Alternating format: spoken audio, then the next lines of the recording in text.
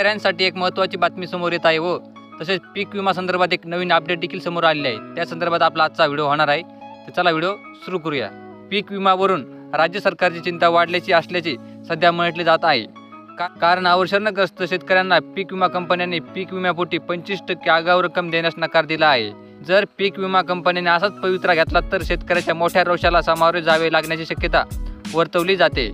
याबाबत राज्य मंत्रिमंडळाच्या बैठकीत देखील याबाबत चिंता व्यक्त करण्यात आली। दरम्यान 21 जिल्ह्याच्या पीक विमा कंपन्यांनी याबाबत आक्षेप घेतला असून त्यांनी ही मागणी नाकारली आहे। त्यामुळे आता फक्त 9 जिल्ह्यांच्या दाव्याबाबत मदत मिळण्याची शक्यता असल्याचं सांगण्यात येत आहे। दुष्काळ जाहीर करण्यासाठी काही निकषांची आखणी करण्यात आली आहे।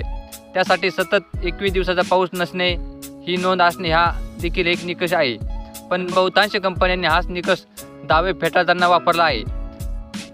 पुरेसा पाऊस न झाल्याचे पीक आलेले नाहीत, त्यामुळे दुसरीकडे पीक विमा कंपन्यांनी देखील मदत नाकारली आहे। त्यामुळे आता राज्य सरकारला या प्रकरणात केंद्राकडे धाव घेण्याची गरज निर्माण झाली आहे। जिल्हाधिकाऱ्यांचे विमा कंपन्यांना पत्र। राज्यात पावसाने यंदा चांगलीच पाठ फिरवली। पीक विमा कंपन्यांच्या नियमाप्रमाणे अतिवृष्टी किंवा दुष्काळ यामध्ये जर पिकाचे नुकसान झाले तर विमा कंपनीपैकी 25% आगाऊ रक्कम शेतकऱ्यांना देणे बंधनकारक आहे। त्यामुळे राज्यातील 30 जिल्हाधिकाऱ्यांनी या संदर्भात पत्र देखील संबंधित पीक विमा कंपन्यांना पाठवले आहेत। याबाबत अधिसूचना देखील काढण्यात आल्या असून त्याचे अधिकार जिल्हाधिकाऱ्यांना देण्यात आले आहेत। याच पार्श्वभूमीवर जिल्हाधिकाऱ्यांनी विमा कंपनीस निर्देश दिले आहेत। पीक विमा कंपनीचा उद्देश शेतकऱ्यांच्या पिकाचे नुकसान झाल्यास त्यांना आर्थिक सहाय्य उपलब्ध व्हावे या उद्देशाने पीक विमा योजनेची सुरुवात करण्यात आली। आर्थिक सहाय्य करून शेतकऱ्यांची शेतीची रुची कायम ठेवण्याचा उद्देश नुकसानग्रस्त शेतकऱ्यांना सरकारकडून मदत करण्यात येते। शेताचे नुकसान झाल्यावर शेतकरी आत्महत्या करतात, त्यापासून बचाव करण्यासाठी ही योजना लाभदायक ठरू शकते।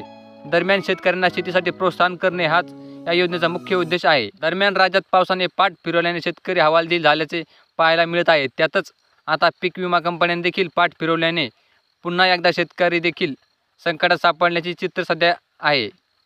एकूण 30 जिल्ह्यांपैकी 21 जिल्ह्यांना पीक विमा 25% मिळण्यासंदर्भात कंपन्यांनी स्पष्ट नकार दिलेला आहे। त्यातून फक्त 9 जिल्ह्यांनाच मिळण्याची शक्यता वर्तवण्यात येत आहे। तर ही होती पीक विमा संदर्भाची एक अपडेट, शेतकऱ्यांसाठी खूपच चिंता वाढवणारी आहे। तर अशीच नवीन माहितीपूर्ण व्हिडिओ व तसेच आपल्या शेतकऱ्यांसंबंधात नवीन अपडेटसाठी आपलं चॅनल आजच सबस्क्राईब करून ठेवा। तर चला भेटूया पुढच्या व्हिडिओमध्ये।